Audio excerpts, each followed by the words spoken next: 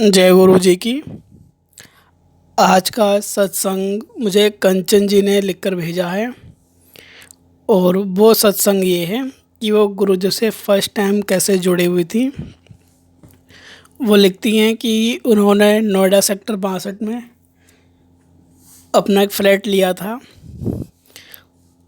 तब उन्हें गुरु जी के बारे में इतनी जानकारी नहीं थी और 2015 में ही उन्होंने अपना फ्लैट वहाँ पर लिया था। तो वहीं पास में एक आंटी जी के यहाँ गुरु जी का सत्संग हो रहा था, जो इन्हें आप बहुत सहेली कहेंगे अपना। तो उन्होंने कहा कि आज आप हमारे यहाँ सत्संग में आओ और लंगर प्रसाद खा लेना आके, और आपने सत्संग में आना है। उन्होंने अपना सारा सामान रूम में शिफ्ट करना था, जिस कारण सारा सामान भरा हुआ पड़ा था। हस्बैंड जी ड्यूटी पे चले गए थे और बहुत सारा काम था पास में, लेकिन उन्होंने कहा चलो देख लें सत्संग कैसा होता है गुरु जी का।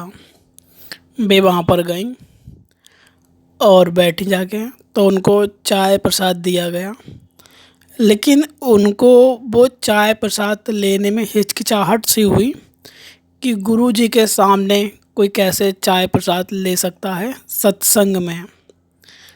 उन्होंने चाय प्रसाद के लिए मना कर दिया और कहने लगी कि मैं थोड़ा अपना काम निपटा कर मैं फिर दोबारा आती हूँ।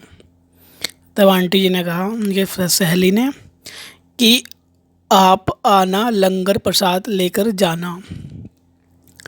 वे आधे घंटे बाद दोबारा फिर गईं और उनको लंगर प्रसाद वहाँ पर प्राप्त हुआ, जिसमें एक मीठे में खीर थी और आंटी जी को डायबिटीज़ थी, कंचन जी को।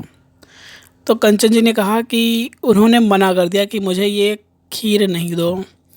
तो उनकी जो सहेली थी उन्होंने कहा कि नहीं, ये गुरु जी का प्रसाद है और जो भी आपको मिला उसे आप पूरा फिनिश करो, छोड़ना नहीं है आपको। उन्होंने कहा मुझे डायबिटीज़ है। उन्होंने कहा कि आप गुरु जी को जानते नहीं हो, आप प्रसाद ग्रहण करो और डायबिटीज़ चेक कर लेना, 1% भी नहीं बढ़ी हुई होगी, क्योंकि हमारे गुरु जी हर व्यक्ति की भावनाओं को जानते होते हैं। वो ऐसा कोई भी कार्य नहीं होता उनके प्रसाद या उनके द्वारा जिससे किसी को कोई दिक्कत हो।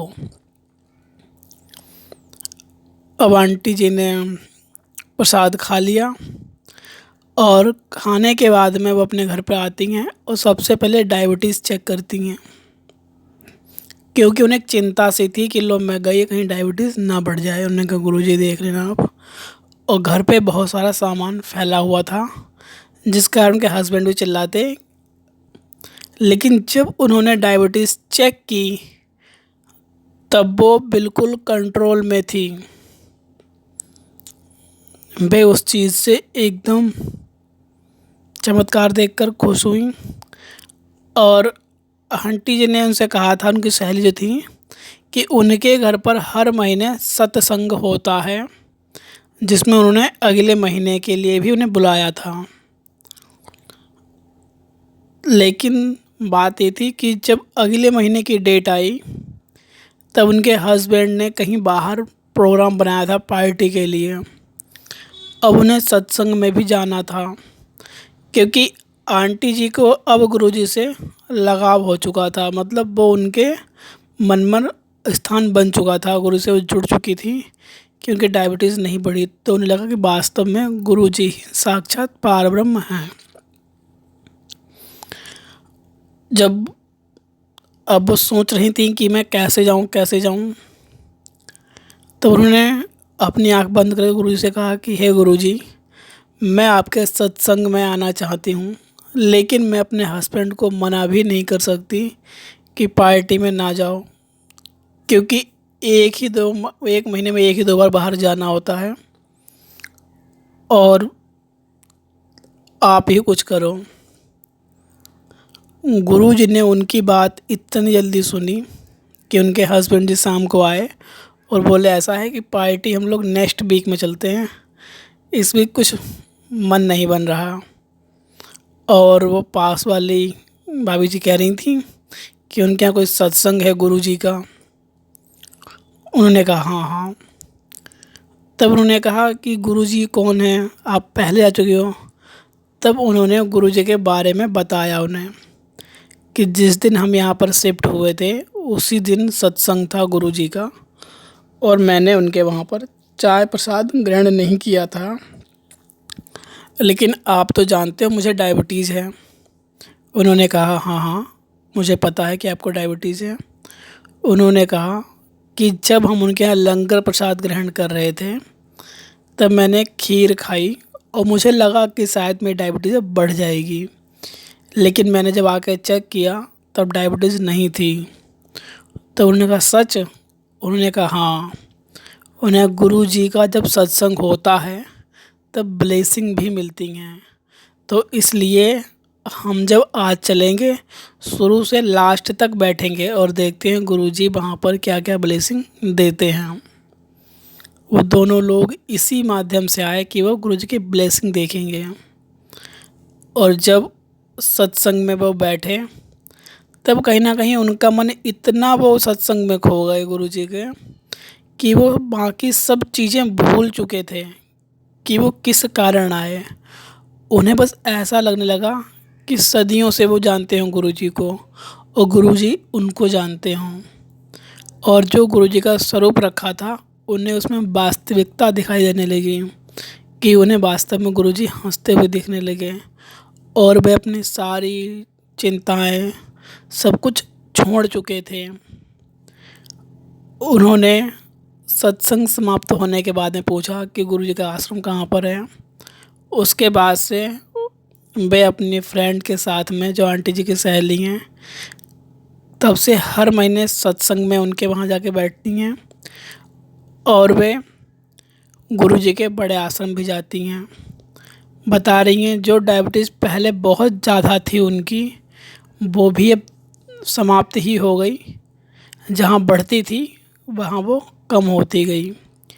और जो छोटी मोटी टेंशन चिंताएं थीं, क्योंकि उनका फ्लैट लोन पे था तो उन्हें एक चिंता लगी रहती थी कि हम किस्त कैसे पे करेंगे, किस्त कैसे पे करेंगे। लेकिन जब वे गुरुजी के पास जुड़ गईं तब फिर ये तो कोई चिंता रही ही नहीं।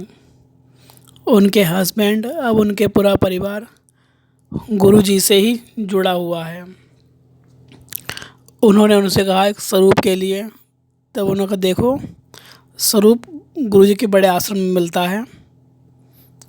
और वही तब वह बड़ी आशा से वहाँ पर गई स्वरूप लेने के लिए। और उन्हें जब अंदर समाधि के पास जाके बैठे, उन्होंने कहा हे गुरुजी, हम आपको चाहते हैं कि आप भी हमारे घर में आओ। और जब भी वहाँ पे लाइन में लगी जाके तब उन्हें खूब बढ़िया सा एक स्वरूप गुरुजी का प्राप्त हुआ जिसमें मुस्कुराते हुए गुरुजी दिखाई दिए। उसके बाद से वे आंटी भी अपने घर में सत्संग कराती हैं।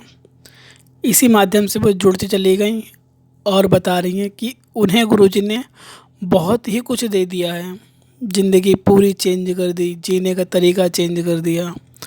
आज उनके पास जो भी कुछ है वो सिर्फ गुरुजी के ही दिया हुआ है। इसलिए वो कहती हैं कि जो सत्संग शेयर कर रही हैं उनका सिर्फ ये उद्देश्य है कि कैसे जुड़े या जोड़ा गुरुजी ने। गुरुजी ने उन्हें वहीं फ्लैट दिलाया जहाँ पर सत्संग हो रहा था और उसी दिन दिलाया जिस दिन सत्संग था।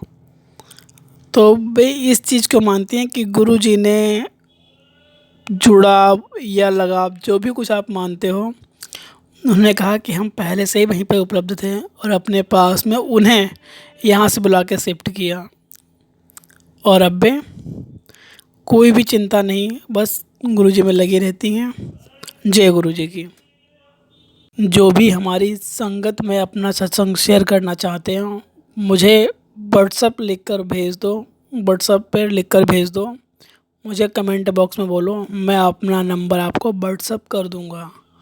आप मुझे उसमें सत्संग लिख कर भेज दो ताकि अत्यधिक हम लोगों तक आपका सत्संग शेयर कर सकें। जय गुरु जी की।